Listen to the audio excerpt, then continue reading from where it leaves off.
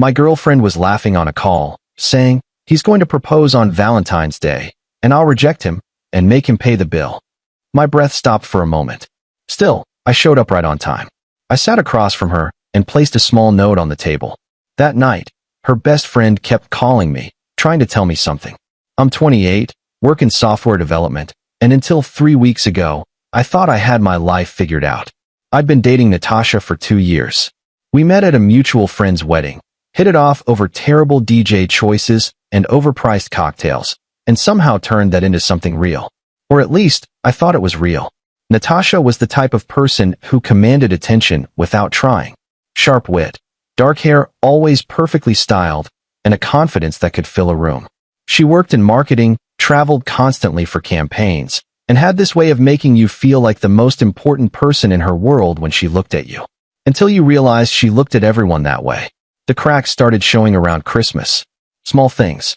She'd check her phone obsessively during dinner, laugh at messages she wouldn't share, cancel plans last minute citing work emergencies that never quite added up.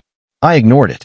Told myself I was being paranoid, that relationships go through phases, that her job was demanding.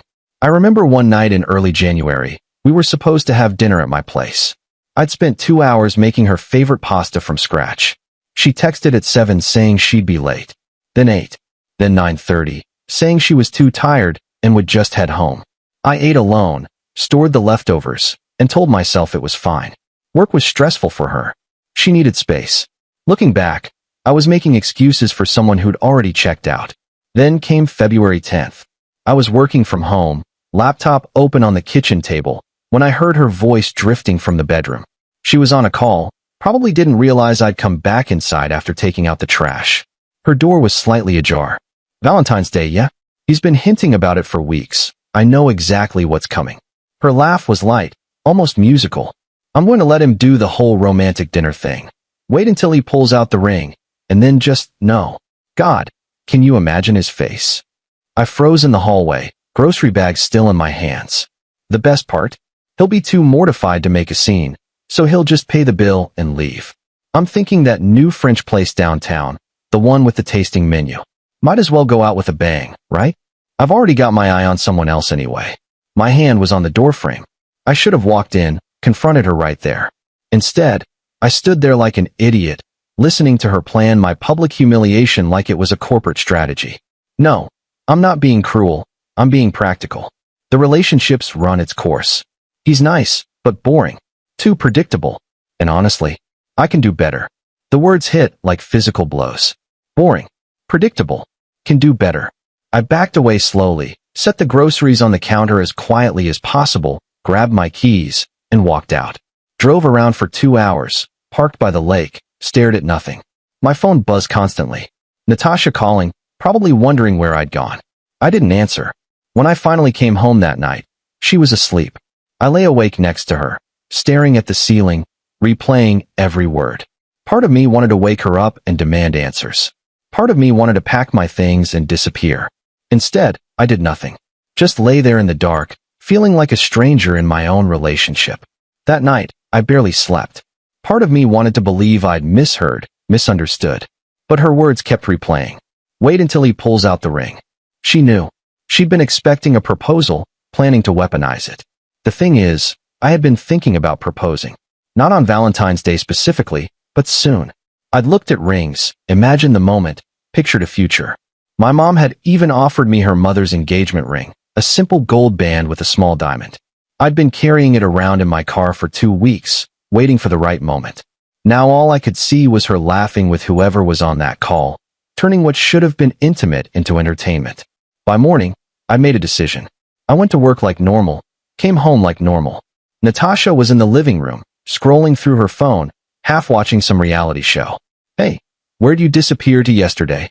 she asked without looking up. "Just needed to clear my head. Work stuff. Listen, Valentine's Day. That new French place, Le Bernardin? I made a reservation. 8 o'clock. Wear the navy suit." I smiled. "Sounds perfect." She finally glanced up, something flickering across her face. Suspicion? Satisfaction? Hard to tell. "You okay? You seem off." "I'm great," I said. Really excited for Friday. The next few days were surreal. I went through the motions, kissed her goodbye when she left for work, texted her back with appropriate enthusiasm. She had no idea I knew. Part of me felt like I was losing my mind, pretending everything was fine while planning my own countermove. On Wednesday, she asked if I was nervous about Friday. Why would I be nervous? She smiled, this knowing little smile that made my stomach turn. No reason.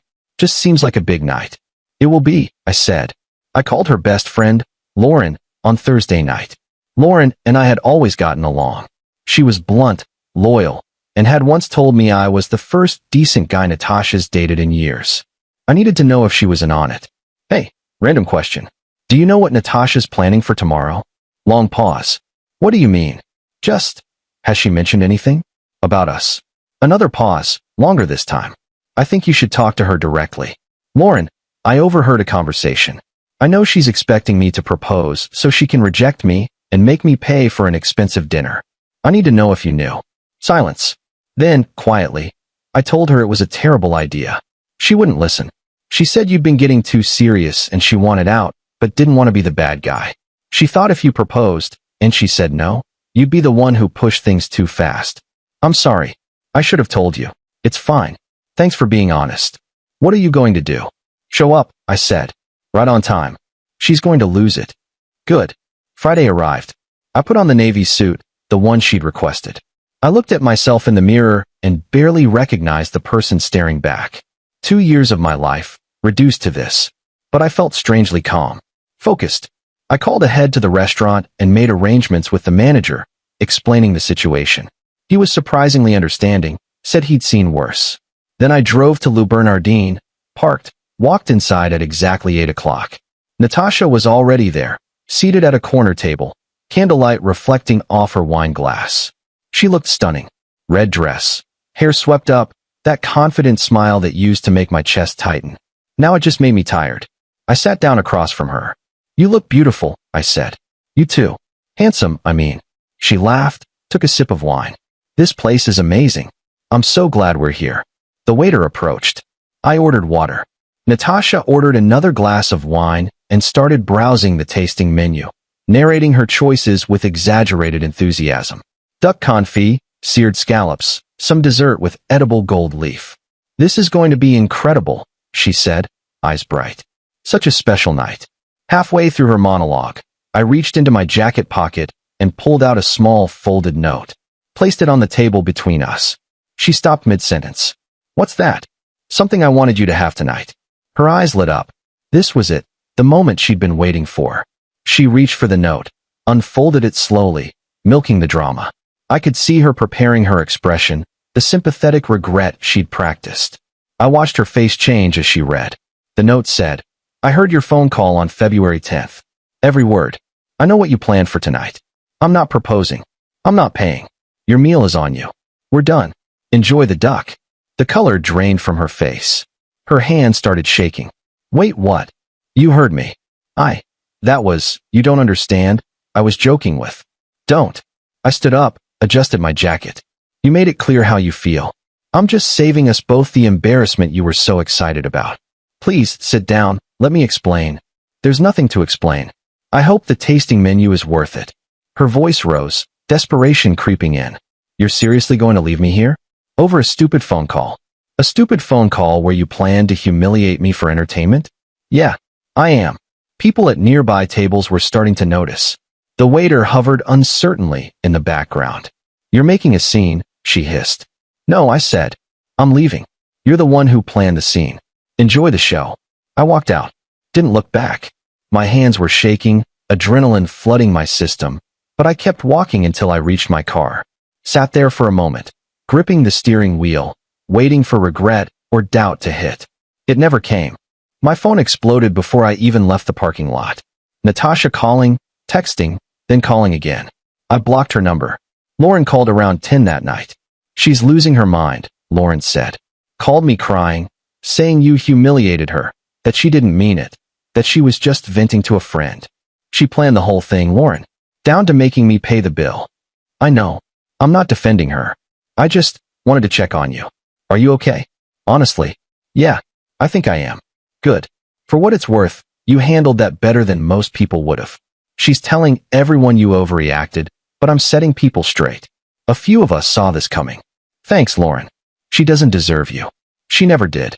I spent the rest of the weekend ignoring the flood of messages from mutual friends. Apparently, Natasha had spun a story about me, abandoning her at dinner over a misunderstanding. A few people bought it. Most didn't, especially after Lauren quietly set the record straight. Update 1. By Monday, Natasha showed up at my apartment. I watched through the peephole as she knocked, waited, knocked again. She looked different.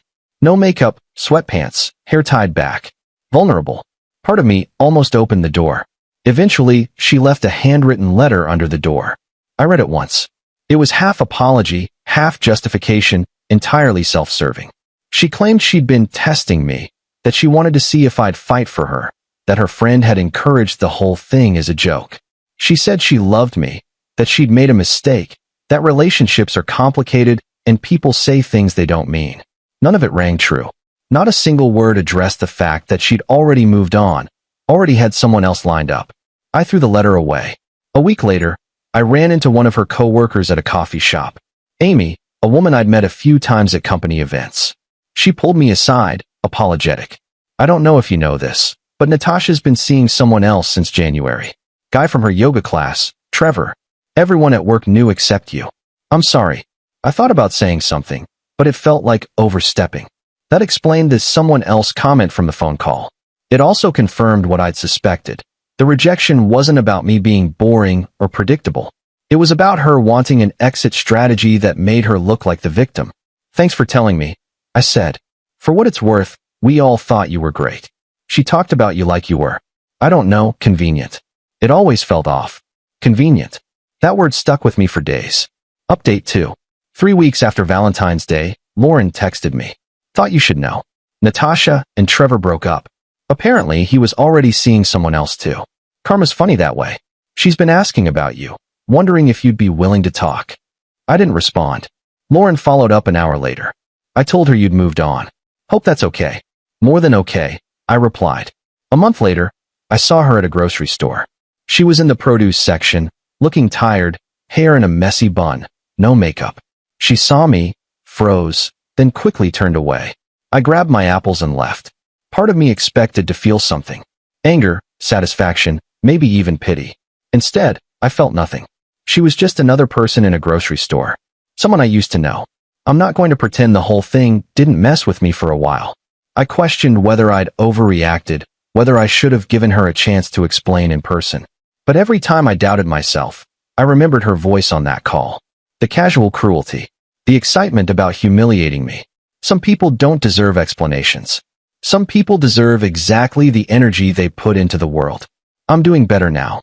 Started seeing a therapist, reconnected with friends I'd neglected during the relationship, even went on a couple dates. Nothing serious yet, but I'm not rushing. For the first time in years, I'm actually enjoying being alone.